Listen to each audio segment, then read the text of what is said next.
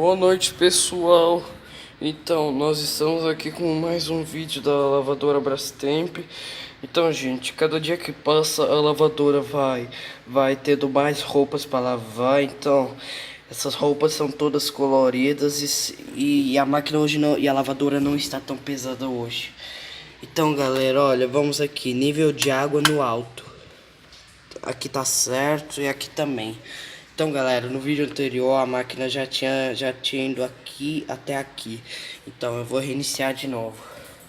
Então, galera, com vocês, para vocês finalizarem o vídeo, vamos fazer aquilo que a gente fez antes. Olha, ligar a máquina.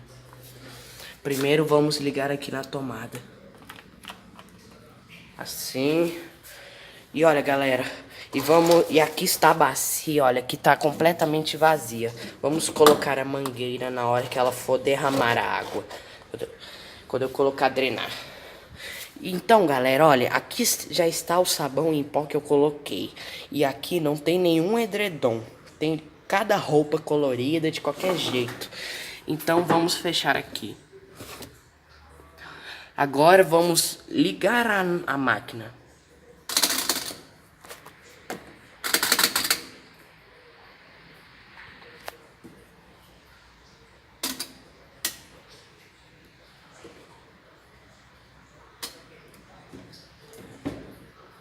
Ah, galera, eu esqueci de ligar aqui a torneira, vamos lá.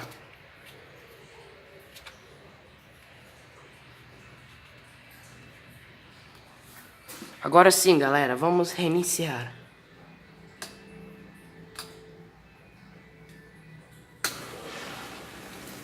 Agora sim, galera, a lavadora já está enchendo de água.